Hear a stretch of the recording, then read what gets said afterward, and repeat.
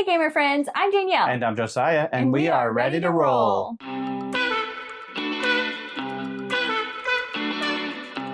We are back. We're back. It's been a month. We didn't plan on being gone this long, but life and an illness had other things to say about it. Yeah.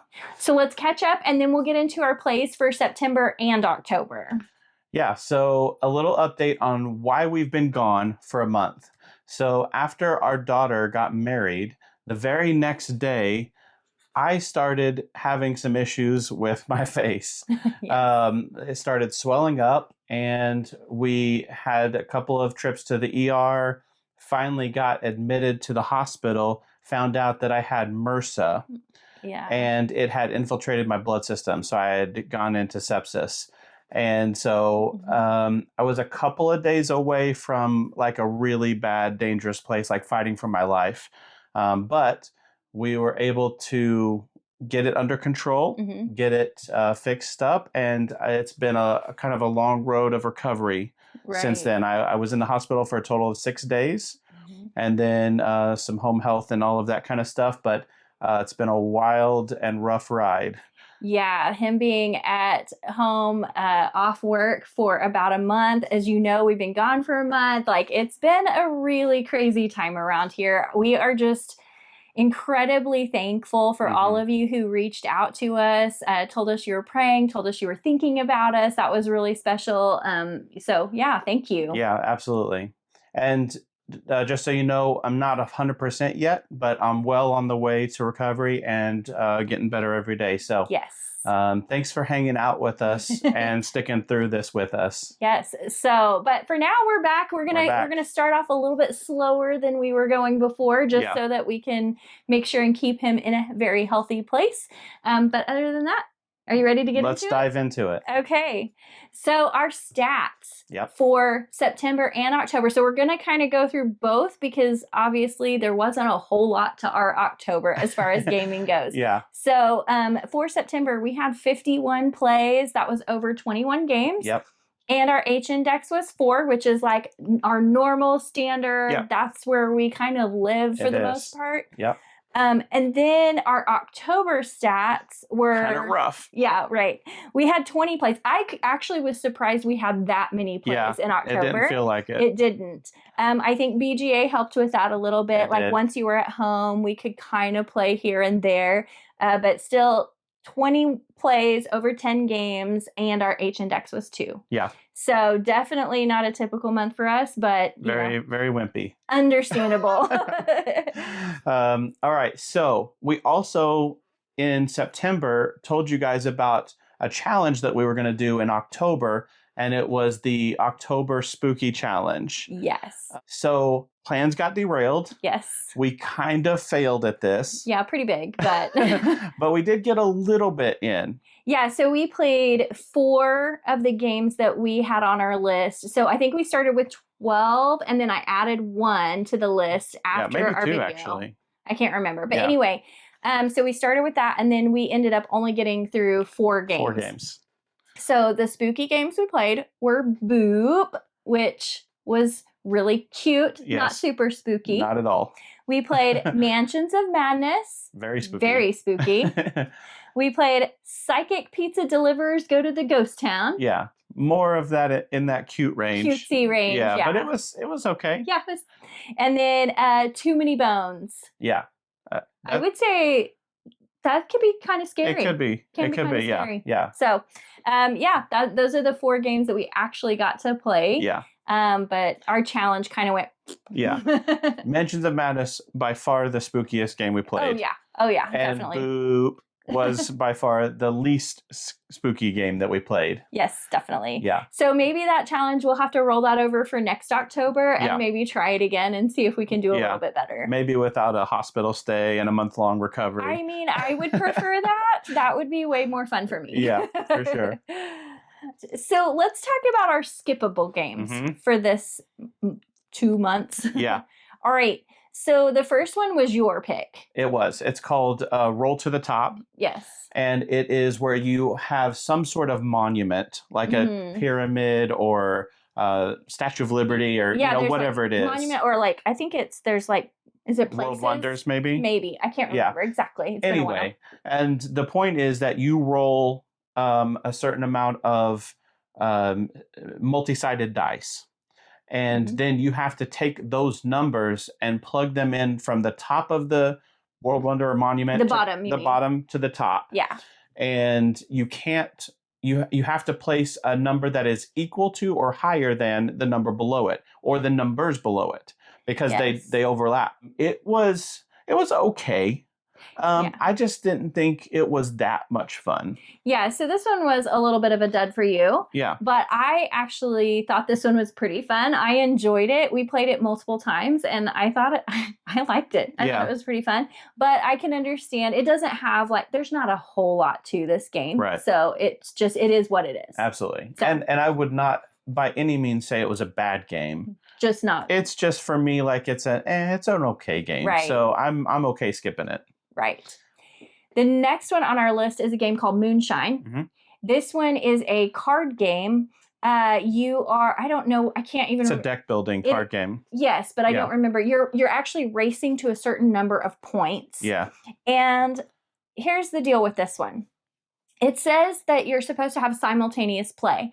And I will say, to be fair, we have only played this on BGA and not in person, and it was turn-based. Only turn-based. And so that is probably made a pretty big difference because this one I was so bored. Yeah. So bored when I played Me this. too.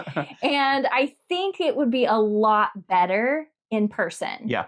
This is one of those that or if you were playing maybe live on BGA. That's true if you were playing. And we didn't try it that way. We didn't. So I don't know. It was one of those, though, that I didn't even want to go back and try it a different way. Yeah. And so take that for what it is. Yeah. It could be a decent game. It could be a good game. We just didn't have a good experience with it. Correct. It just didn't make me want to it didn't have anything there that made me want to go back to it. Yeah. So that's what it was. For sure. Okay, so the last one on our skippable list is called Viva Katrina. This is a tile drafting game in the theme of Day of the Dead. Right. And you are drafting tiles to build a path out from a sort of base or station, and it all has to try and connect to that. So your path has to be able to cross into that at some point, and it has butterflies and things that you can all kinds of different things. Little people that you can get little bonus points from if you connect it in the right way. Different colors, different things that you can do. Yeah, and then these areas, these small areas that are squares or rectangles that if you build them out, you get extra bonus points, things like that. For me, it was just kind of boring. Yeah, here's the thing with this one. I enjoyed this game. For me, it wasn't boring. It just didn't do anything special. It was kind of one of those games that I was like, okay, it's just another tile placement game. But it didn't even really, there wasn't anything exciting about it. Right. And so it was just I draft this tile from the ends. Yeah. And then I put it here. And then, there was just nothing else to it. Yeah, really. it was, for me, it was kind of boring, but I didn't hate it. I didn't hate it either. It was just Yeah, it's just an okay game. Yeah, I'm happy to skip that one by. Yeah. Yep. All right, next up is what we're calling our hidden gems. I don't know if they're necessarily hidden. Some of them are hidden. Some of them, I think it definitely fits that. So we picked out 3 games that we played over September and October that we're calling our hidden gems. The first one we've actually talked about quite a bit, and the reason it's on this list is because I have not heard anybody else talking about this game, and it's Coffee Rush. Yeah. I know people like it. I know there's a following somewhere. Yeah. But you never hear people really talking about it. Maybe when it first came out, it was one of those that it came out, people talked about it, and then it was gone. Yeah. That's at least in my experience. Maybe you guys have heard other things. Yeah. But we've really enjoyed this game. I think it's so good. Over and over and over we've played this game. So good. And for me, it has a lot of replayability. Yes. Lots of replayability. And because, you almost always are the one of you is the one that fails out. You get 5 failed orders, right? Mm-hmm. But it's sort of like that, who can last longest? Yes. And so you're really pushing and trying to figure out the right clues to fill out your orders to be the last one that fails, you know? So I don't know. I just really like this game. And like you said, I don't hear anybody talking about this game. I know. And as you play through, there's like these little bonuses that you get as the game goes on, and that makes it a little bit more fun. You can do a little bit more, and it just, I don't know. There's something really fun about this game. Golden Rush tokens that give you extra movements. Yes. Yeah, so you can pick up extra items and things like that. So good. And something about this game too is we played it a lot at 2-player. We've also played it at 3. 3, and I think maybe once at 4. Yeah, so anyway, and it's fun at all of those player counts, but I have really enjoyed it playing it at 2 because you get 2 meeples instead of 1, and so you're choosing where you get to go on the board. I love it. It's so good. It's great. The next one is another one that is, I don't know, is this a new game? A new to us game. New to us game. It's not a new game. Okay, so this is another one I haven't heard people talking about. Right. It's called Fliptoons. It is a card. It's a deck building, right? Yeah. It's kind of a deck building card game. So I think the premise is you are building out a circus, or not a circus, but some sort of act, and so you're hiring these cartoon actors to fill out your repertoire. Okay. And I had no idea what the theme was. I just liked it. And each one has a number that gives you points. And it's the first person to 30. 30 points. Ends the game, and then I think everybody gets one more turn. And so the 30-point triggers the end of the game, and then the next round, whoever has the most points wins. That's right. So not necessarily the person who gets to 30 wins the game. Yeah, if it's a really close game. That happened to me. It did. I triggered the end of the game, and then you beat me. Yes. But yeah, it's so fun. The art is so cute. It is. Really good. It's like kind of comical, silly cartoon animals. Yes. And it's just really fun because you get a tableau of 6 cards. And your deck is shuffled in, and they're flipped out. And then based on how they're flipped out, you don't know how it's going to flip out. But they have combos, and they combo off each other, and you can stack them sometimes if the card has that, and all kinds of stuff like that. And then you draft from the marketplace. You're buying from the market. Yeah. But you have to use the points that you have on your board to buy cards. Them. Yeah. And that's how you increase. Or you have to use those points to dismiss cards. Right. So you're getting rid of the lower point cards to add better cards. Yeah. So it is a really fun I love it. deck builder. It's so good. We've been having fun with that one. So that's kind of a hidden gem because we don't hear people talking about it. It was fairly new to BGA, and we just were like, well, let's try this one out, and just we're having a blast. Oh yeah, absolutely. All right, the third one on our list was actually part of our spooky challenge, and this is Psychic Pizza Delivers Go to the Ghost Town. Yep. Now, I will say we have now only ever played this at 2, and I know for a fact this would be more fun with more players. Absolutely. There's no doubt. But I really enjoyed this one. This is a game that, again, nobody talks about, but it's a silly deduction game. Yep. And there's one person who knows where everything is on the board. Sort of the game master. And the other players are trying to deduce. Yeah, they're trying to find their pizza and deliver it to the right house. But you have no idea as the player where the pizza is or where the house is. Yes, and there's these portals, and there's ghosts, and there's different things you can run into. So, fences. Yes, yeah. And so as you move through this board, you're writing things down, trying to figure out how to get your pizza to the right house. Yeah. And it's really cute and really fun. Yeah. It's the thing that I really like about it is you move to a space, and then the game master has to tell you what is around that space. So it's okay, there's 2 ghosts and there's a fence, and you're like, okay, well, I don't know which of those spaces it's in, but I know those are there. So you kind of work through that as you move along and deduce where things are. It's really fun. Yeah. I love this one. So I look forward to this. I can't wait. This is going to probably be one that we'll play every year around October and get it back out and see. And so next year we'll put it on our spooky list maybe again. And I really want to play it at a higher play count. Oh, absolutely. Yeah. Okay, now it's time for what everybody is here for, probably. Yeah, probably. Our top games of the month. Well, in this case, 2 months. But normally it's just 1. But yeah, these are our top plays for the month. They are not new games necessarily. These are just the ones we had the most fun playing. Absolutely. The Number 10 is Ark Nova. Mhm. You know, this is one of my favorite games of all time. We play it constantly, and every once in a while, we got to put it in this because we play it a lot more than we talk about it. Yeah. But I just love Ark Nova. It never fails to be awesome. And so it had to make the list number 10 of our top plays for the month. Yeah, this is a game that I have never, ever, ever had a boring or bad time playing. I always have a great time. Yeah. Yeah. Number 9 on the list is Viticulture. This is a game that I'm a little bit slow to getting to personally, but I am loving it the more I play. This is a game that's really quickly growing on me a lot. Yes. This is one that we tried out for the very first time this year. We did a video on it because we were way late to the party on Viticulture. Yeah. And we have loved it. And we're playing it online and we play it in person. It's so good. It is, yeah. Next up is Dice Throne. So Dice Throne is a game that we played a lot in September because we actually did a Dice Throne challenge. So we will be doing a video about that coming up very soon. So just be looking for that. We won't talk much about it. Nope. We got to keep the suspense alive. Yeah.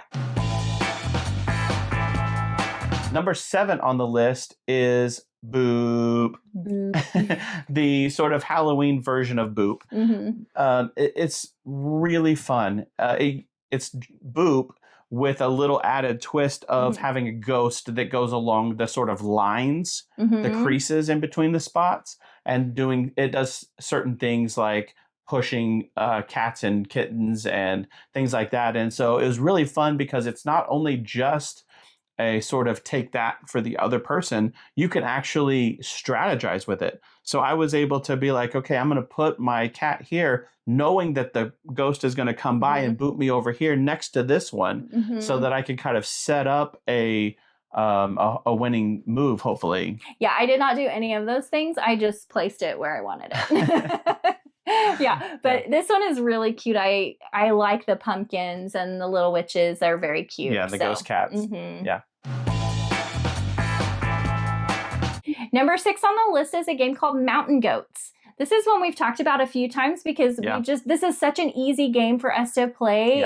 It's quick. It's like so simple. So simple. Anybody could play this game. Yeah. You're rolling dice and you're using that to move your goats up a mountain. And when you get to the top, you get a little tile. Tile with points. You try and get as many of those as you can. If somebody goes up that same row, so say it's 7s, if they get up to the top at 7s, they knock you back down to the bottom. Yep. So there's a take that element, which we enjoy. Yep. It's just a back and forth. I don't know. It's a good game. Yeah. So you roll 4 dice and you can combine them in any way. That's true. In any number. So you can use all 4 for 1. You can use 1 for 1. You can do 2 and 2. It's however you want to do it. And I really like that aspect of it. Also, there's some really cool bonus scoring where if you get all the numbers, the little tile at the top, if you get all of those, you get a big bonus. And then if you do it again, you get another bonus. And so it's really fun to try and get all the numbers multiple times, you know, to really boost your score up really high. Right. Yeah, it's a good game. We've enjoyed it a lot. Yeah.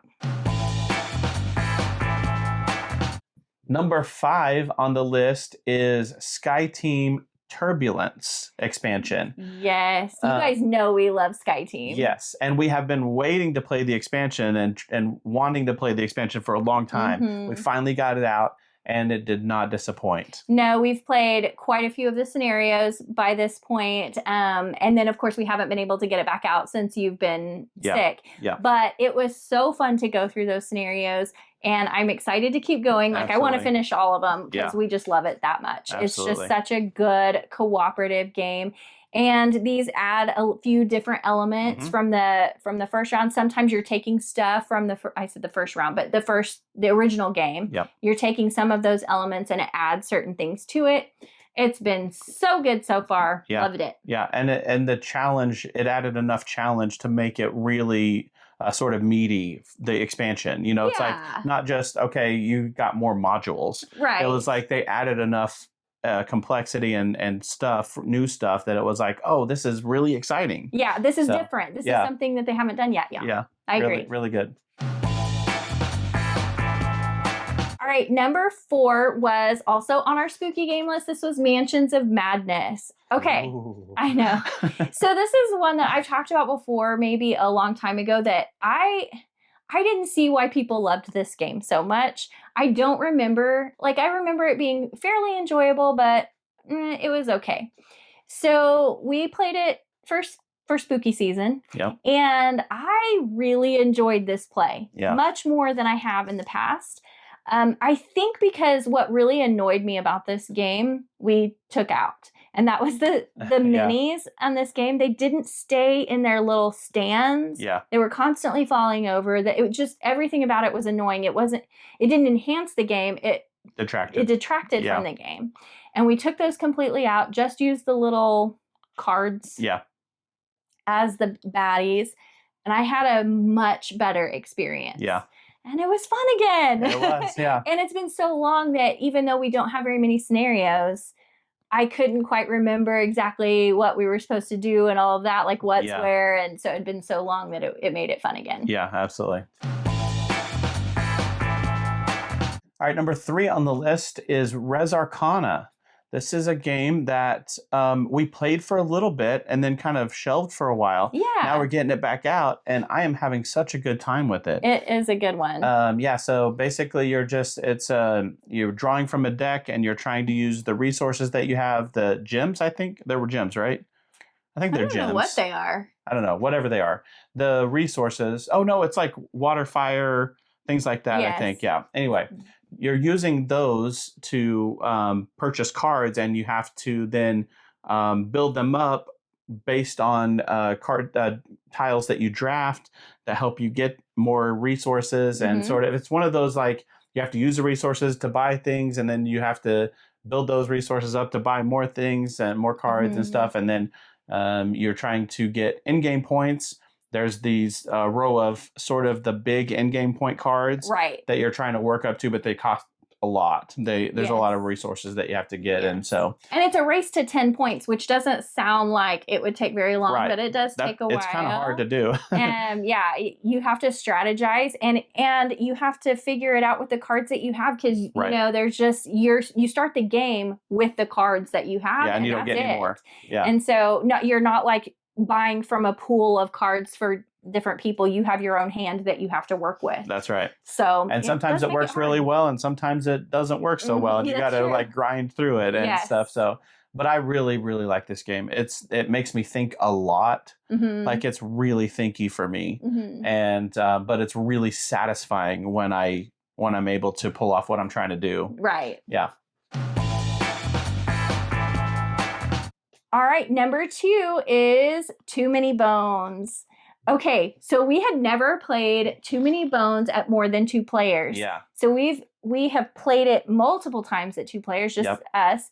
And then we finally got to have a game day with 4 players. Oh. It was so much fun with 4 players. It was magical. This game is so much better at the 4-player count. Yes. Because when we played at 2 players, it was so hard. Yeah. I don't know. Maybe you guys are way better at this game than us. Maybe we didn't do something to like scale it down to 2 or something. I don't know. I don't remember seeing anything like that. Right. But yeah, it was rough at 2 players. And we had a blast. I loved it. But this time it felt like, it felt challenging, but possible. Yeah. So it was in that perfect way of like, oh, if we optimize it, we can do it, but if you don't get it, you're going to lose. So there was still that challenge there, but it was really good. We had some losses and then a lot of success. Yeah. So we lost early and then we started building up. Yeah, it was good. As we kind of learned how to play with each other's characters and work together as a team. Yeah, because we played with characters that, the two of the players were new to Too Many Bones. And so they didn't know their characters at all. Yeah. And then you played with a different character that you'd never played with before. Right. And so it made it a lot more challenging because you're trying to learn your gear lock. Yep. Okay, and then the last one is Forest Shuffle Dartmoor expansion. Yeah, it's not. Well, I think Is it's it a an expansion? It's a standalone. I think Okay. it's a standalone game. We only played it on BGA, so we don't have this one in person. We do have Forest Shuffle Yeah. in person, but we don't have the Dartmoor game. I really enjoyed this one. You were saying like you want to play it a few more times because do need to. you love to optimize things, and it's really hard when you don't know the cards and like what's going to happen to optimize. But it was a good one. What I liked about it is I know Forest Shuffle well enough now that I know, okay, this is a winning strategy. You have to get these to really do well, or, you know, that kind of thing. Yeah. And so this was like throwing a wrench in all of that of like, now I have to figure out what's good and how to better optimize. And of course we lost terribly. But it was really good. We played it at 3 players and I enjoyed it. I would like to play it again. Yeah. All right, so that is it. That is our September and October top plays, hidden gems, and total duds. Yeah. So if you enjoyed this video, please like and subscribe. And tell us down below in the comments, what was your September and October like? We want to know. We've been away and we want to know what's going on in your lives. That's right. So tell us your top plays and your duds and all of those things. We definitely want to hear about it. Thanks for watching. We'll see you next time. Bye. Bye.